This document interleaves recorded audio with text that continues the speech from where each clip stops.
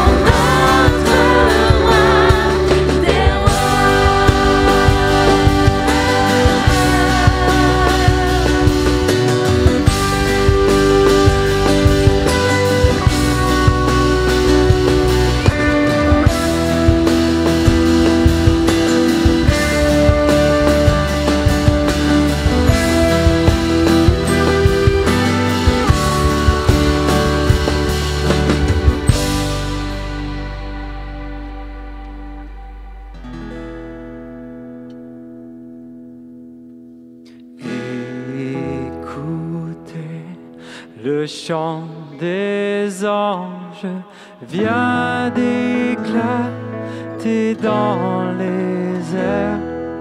Joignons si nos louanges à leur sublime concert. Gloire à Dieu sur la terre. Aujourd'hui le Christ est né. Jésus s'est fait notre frère. Un sauveur nous est donné. Jésus s'est fait notre frère. Un sauveur nous est donné.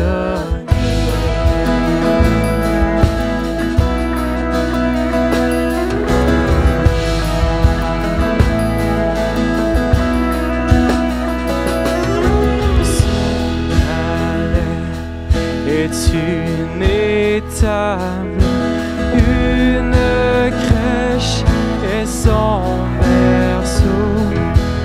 Et pourtant, c'est l'admirable, c'est le Fils du Dieu très haut. Il vient à nous des bonnes heures et de grâce couronnée. Jésus s'est fait notre frère. Un sauveur nous est donné. Jésus s'est fait notre frère. Un sauveur nous est donné.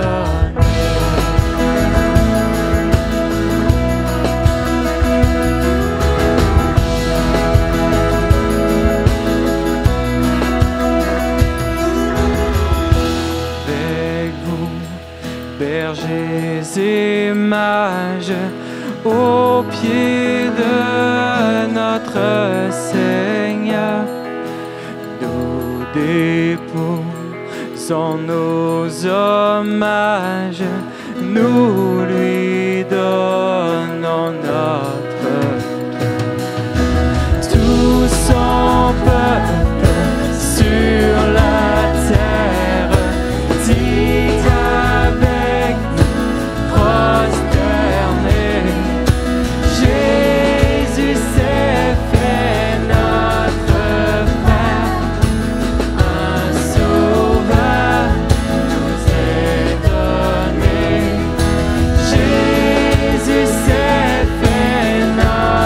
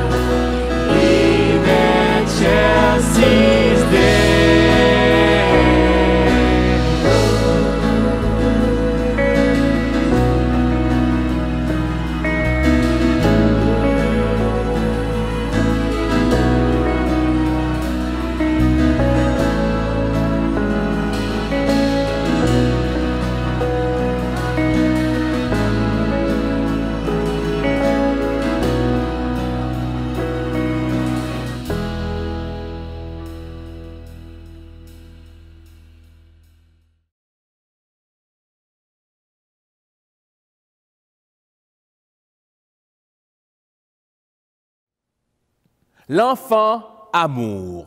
Parapapam-pam. L'enfant tambour est pour moi l'enfant amour. Il est venu donner une date à nos jours. Il est venu couper l'histoire pour enlever ce qui était lourd. Le petit Jésus n'existe pas.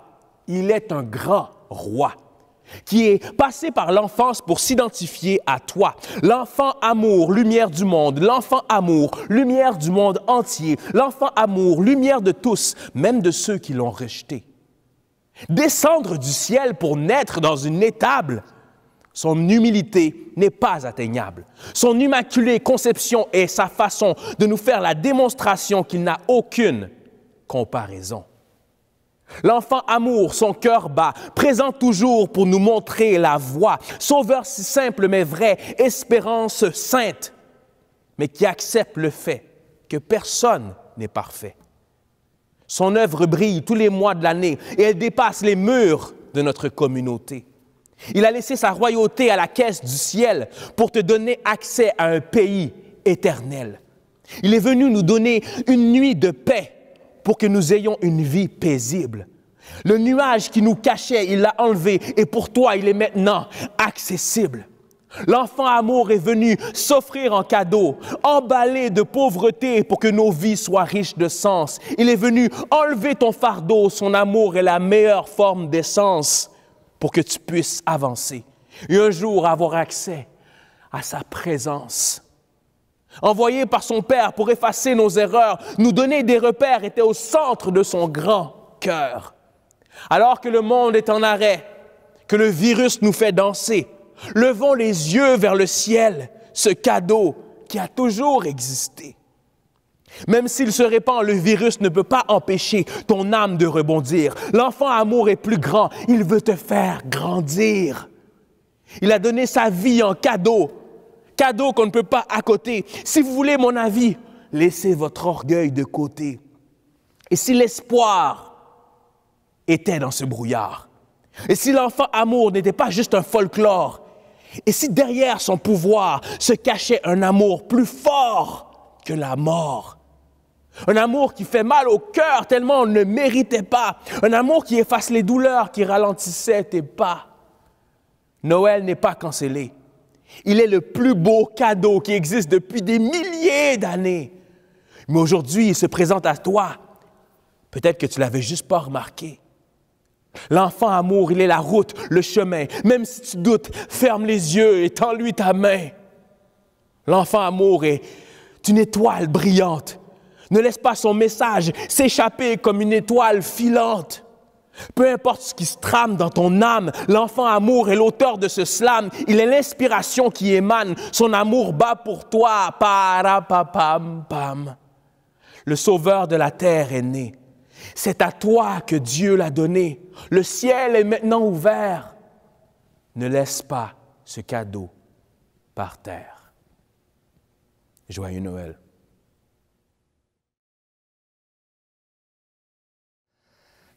Bonsoir à tous. Merci d'être avec nous dans le confort de votre foyer. Malheureusement, vous savez, c'est ça, on avait planifié de faire notre messe de Noël cette année en présence, mais on est comme l'année dernière. Mais au moins, on a une messe pour vous à la maison et que vous puissiez profiter de ce moment. J'espère que vous avez apprécié le slam et les chants de Noël. Alors, j'ai un court message pour vous ce soir sur, bien entendu, la nativité. Et on va voir l'image qu'on voit, c'est la crèche chez moi. Comme vous allez voir, c'est pas très glorieux comme crèche. Inquiétez-vous pas, c'est pas comme ça qu'on l'a placé, ça semble être le chaos, mais on avait placé bien, tous les personnages avaient été bien placés dans la crèche, comme on fait à chaque année. Et bien, on a 2 chiens, et c'est ça qui est ça. Quand ils décident de jouer ensemble, de s'énerver, bien finalement, on se retrouve qu'on regarde la crèche, puis fait comme, les bonhommes sont déplacés. On replace les bonhommes, les bonhommes sont déplacés. Et l'autre matin, je me suis levé, puis j'ai vu les bonhommes, j'ai vu la crèche, et en fait, il manque un bout, il manque de la paille dans la mangeoire. La raison est simple, c'est que il y a un moment donné, c'était bien tranquille dans la maison, j'étais en train de travailler, je me retourne, et je trouvais que c'était trop tranquille, évidemment, comme ça, c'est toujours trop tranquille, comme avec les enfants. Bien, je vois qu'il y a un des chiens qui est en train de manger la paille de la crèche. Fait qu'il n'y a plus de paille dans la crèche à cause d'un des chiens. Et là, quand j'ai vu cette photo, la crèche dans cet état-là qui semble chaotique, je me suis dit, ça ressemble pas mal à ce qu'on vit présentement.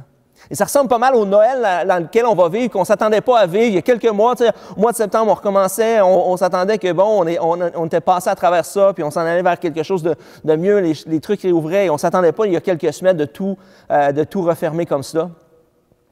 Et quand je vois cette crèche-là avec les personnages qui sont tombés à gauche et à droite, je me dis, est-ce que présentement, c'est le chaos aussi dans le ciel?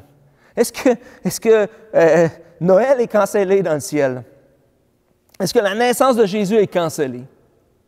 Et la réponse, c'est non. Même si pour l'instant, pour nous, ça semble encore une fois chaotique, encore de l'insécurité, encore de l'insatisfaction, encore des trucs qui nous gênent, qui nous dérangent, qui nous fâchent, bien là, on se retrouve là. On est malheureusement là où on est, mais on va regarder, je pense que ce soir, c'est une soirée qui, depuis plus de 2000 ans, est supposée apporter paix, amour et grâce. Et c'est ce que je vous propose ce soir, de revenir à l'essentiel de pourquoi, et encore davantage dans ce moment-là d'incertitude dans lequel on est, qui peut peut-être vous causer de l'anxiété et de la colère et des frustrations, mais de revenir à l'essentiel. Dans Matthieu 1, les versets 22 à 23, ça dit « Tout cela arriva afin que s'accomplisse ce que le Seigneur avait annoncé par le prophète. La Vierge sera enceinte, elle mettra au monde un fils, et on l'appellera Emmanuel, ce qui signifie Dieu avec nous. » La naissance de Jésus, c'est Dieu avec nous. Et en cette période chaotique d'incertitude, je pense que c'est bon ce soir de se rappeler que Dieu est avec nous. C'est ce qu'on célèbre ce soir. Que bien que, on regarde mon image de crèche chez moi, ça semble le chaos, puis on peut regarder la situation avec nos yeux, avec nos lunettes, avec nos propres défis, avec nos propres sentiments et nos propres émotions. De se rappeler que même si, des fois, on regarde, on se demande, est-ce que Dieu nous a laissés là, nous a abandonnés? La réponse, c'est non. Ce soir, c'est un rappel. C'est pour nous rappeler que Dieu est avec nous dans ce qu'on peut vivre présentement. Plus loin, dans Matthieu 2, les versets 3 à 6, il dit « Quand le roi Hérode apprit cela, il fut troublé, et tout Jérusalem avec lui. Il rassembla tous les chefs des prêtres et spécialistes de la loi qui comptaient le peuple et leur demanda où le Messie devait naître. Ils lui dirent, « À Bethléem en Judée, car voici ce qui a été écrit par le prophète. Et toi, Bethléem, terre de Juda, tu n'es certes pas la plus petite parmi les principales villes de Juda, car de toi sortira un chef qui prendra soin d'Israël, mon peuple. » Ici, c'est fou, la naissance d'un enfant. Les mages, on dit, voici, il y a un roi qui va naître. Et ici, Hérode est troublé parce qu'il dit, non, c'est moi le roi, il n'y a pas personne qui va prendre ma place. Et son orgueil fait en sorte qu'il va déclencher vraiment un génocide pour tuer tous les nouveau-nés, pour être certain qu'il demeure. Son orgueil fait, c'est moi qui décide, c'est moi qui règne, c'est moi qui mène. Et ici, ça nous dit que Jésus est né dans une petite ville, moins que rien. Et des fois, quand aujourd'hui, on regarde beaucoup les sportifs qui vont remporter des médailles ou des trophées. On va regarder à des musiciens qui réussissent. On va regarder aux Fortune 500 pour voir c'est quoi les compagnies qui réussissent le plus, les gens qui sont les plus riches dans le monde. Et on va regarder ces gens-là, on va regarder vers le haut et on a dit, il faut que tu regardes vers le haut si tu veux aller vers le haut. Il faut que tu regardes vers le haut si tu veux aller vers le haut. Et si tu veux réussir dans la vie, voici les étapes que tu dois suivre. Voici les personnes que tu dois aduler ou que tu dois être influencé par. C'est ça que la société nous dit. Pour réussir, voici, ces gens-là ont réussi. Et quand on regarde à la naissance de Jésus, le roi de l'univers, Dieu nous dit le contraire. Il dit, regarde pas vers en haut, regarde vers en bas. Regarde à cette petite ville-là, moins que rien, Bethléem. Et regarde vers en bas encore plus. Parce que Jésus est né dans une étable, au milieu des animaux. Il n'y a pas rien de plus simple et de plus ordinaire que ça.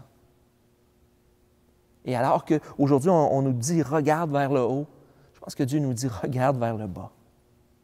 Regarde vers le bas et regarde que c'est là où je me trouve. Je suis avec toi dans ta plus petitesse. Je suis avec toi dans tes plus basses émotions, tes plus bas sentiments, tes moments les moins hauts. Je suis avec toi. Regarde vers le bas. Plus loin dans Matthieu 2, les versets 13 à 15, ça dit « Lorsqu'ils furent partis, un ange du Seigneur apparut dans un rêve à Joseph et dit « Lève-toi, prends le petit enfant et sa mère, fuis en Égypte et reste-y jusqu'à ce que je te parle.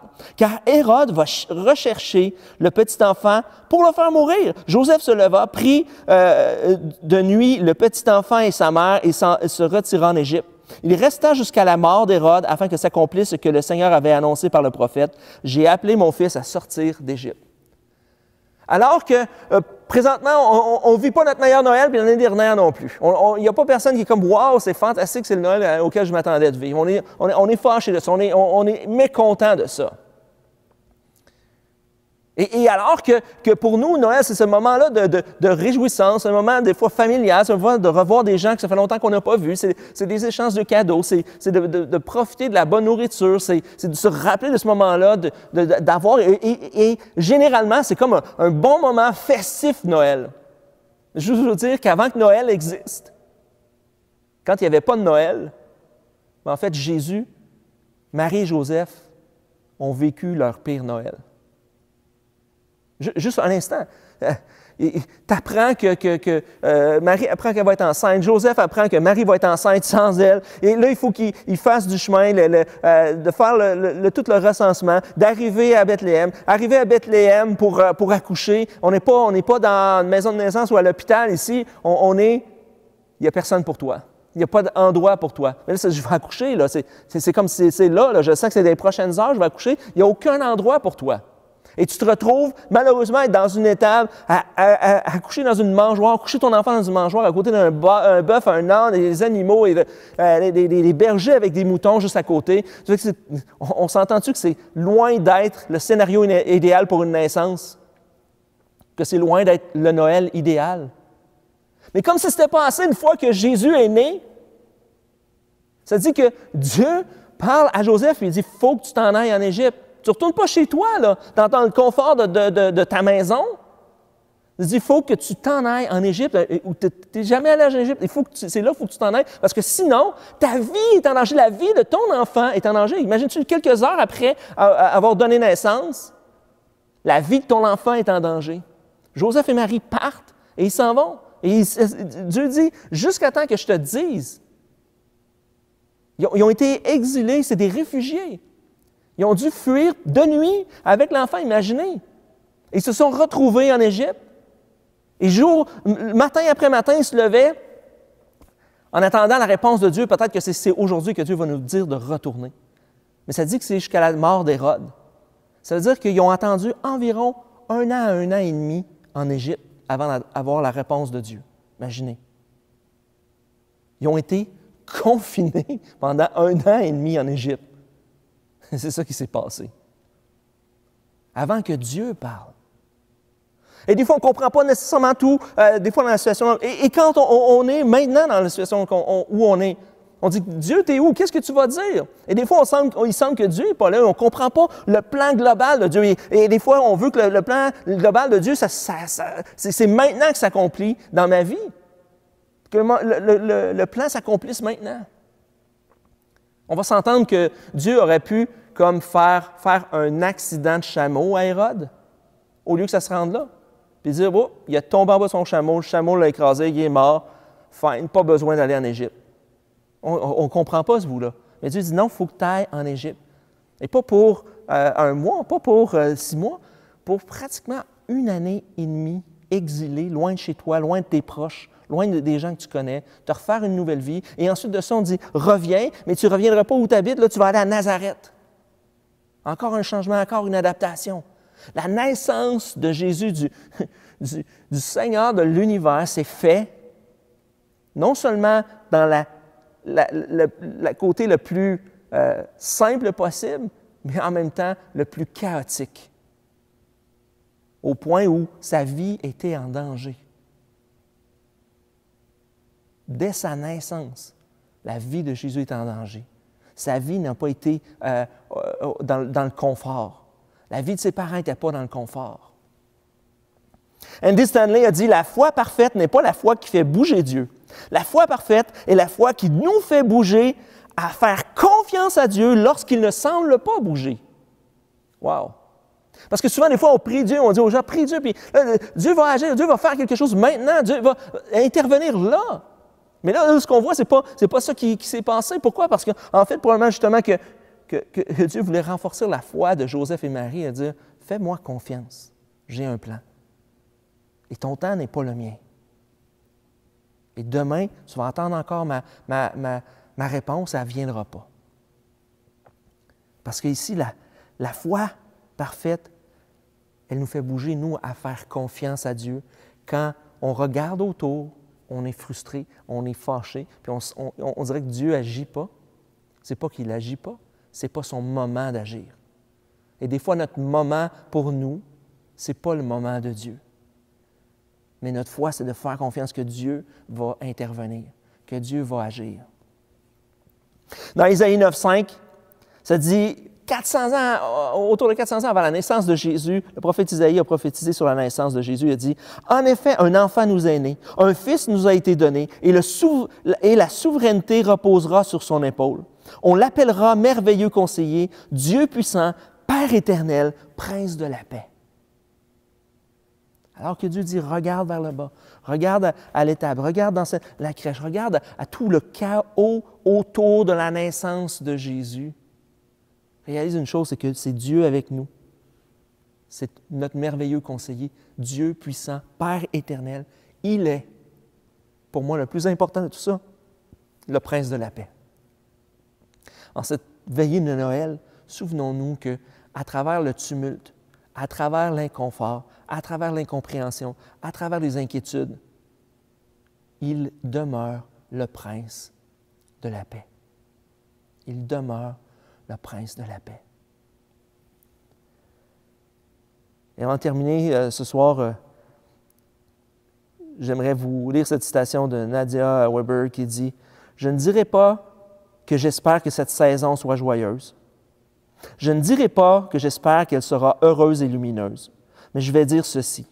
J'espère que vous allez entendre un oui divin dans cette saison. En d'autres mots, que votre âme sente qu'elle a de la valeur. » Parce que, qu'on le veuille ou non, on va acheter nos trucs, on fait nos commissions. Joyeux Noël, c'est rendu comme un salut, mais pour la saison de Noël. Hein? Joyeux Noël, ça veut dire ce que ça veut dire. Ça engage à rien. Mais malheureusement, Noël, bien même avant le COVID, pour certaines personnes, ce n'est pas une période joyeuse, même si on souhaite joyeux Noël. Ce n'est pas une période heureuse et lumineuse pour plusieurs personnes. Et encore moins dans la saison qu'on vit aujourd'hui. Mais j'aimerais faire une petite parenthèse ce soir. J'aimerais saluer et remercier, je suis reconnaissant ce soir pour tous les gens qui travaillent dans le milieu de la santé. Parce que bien qu'on puisse avoir chacun nos inconforts et nos insatisfactions par rapport à Noël maintenant, ces gens-là vont travailler et travailler encore plus qu'ils travaillent d'habitude. Et je veux remercier parce qu'eux, ce n'est pas un joyeux Noël qu'ils vont passer. C'est un difficile Noël. Et peut-être que justement, cette saison, vous dites, pour moi, ce n'est pas un joyeux Noël ce soir. Je ne sens pas que c'est une période heureuse et lumineuse. Je suis fâché, je suis en colère, je suis tanné, je suis fatigué, je suis écœuré. Mais qu'on puisse entendre un oui divin. À travers cette période de Noël-là, le prince de la paix puisse faire résonner en vous un oui que vous avez de la valeur, que vous êtes important et qu'il est avec vous. Il est Dieu avec vous, là où vous êtes maintenant, malgré la situation. Que vous le voyez ou pas, que vous l'entendiez ou pas, que vous le sentiez ou pas, que ça puisse résonner en vous, que Dieu est avec vous présentement. On va juste terminer avec un mot de prière et par la suite, je vais juste faire une petite communication pour les prochaines semaines à Mosaïque. Seigneur, veux te remercier en cette veillée de Noël, même si elle est quelque part chaotique, insatisfaisante, peut-être frustrante, décevante. Mais Seigneur, au-delà de tout ça, toi, tu es là. Et la raison pour laquelle Noël existe, c'est que tu es là. Tu es Dieu avec nous, le Prince de la paix. Et je prie, Seigneur, pour chacun d'entre nous, que tu viennes nous rassurer, nous réconforter et nous apporter cette paix et cet espoir dont nous avons besoin, Seigneur. Que tu puisses faire résonner un oui qui vient de toi dans nos cœurs, à savoir que tu es là malgré la situation, que tu demeures souverain en toutes choses et que oui, tu vas agir. Et qu'on puisse, Seigneur, que notre foi soit portée vers toi, à te faire confiance, malgré que présentement, on peut sentir que tu n'es pas là. Mais savoir que même si nous, on ne sent pas que tu es là, tu es Dieu avec nous et tu vas intervenir et tu prends soin de nos vies. Dans le nom de Jésus. Amen. Merci d'avoir été avec nous ce soir pour cette messe de Noël particulière. Juste vous rappeler, dans les prochaines semaines, qu'est-ce qui se passe le 26 et le 26 décembre et le 2 janvier, nous serons en ligne avec des retours sur des genres de, pas un best-of, mais des réunions qu'on a eues cette année. Et le 9 janvier, nous allons être en ligne avec une nouvelle série, une nouvelle réunion live en ligne. Le but étant que, comme plusieurs églises présentement, nous attendons en début d'année les nouvelles mesures au niveau sanitaire, au niveau du gouvernement.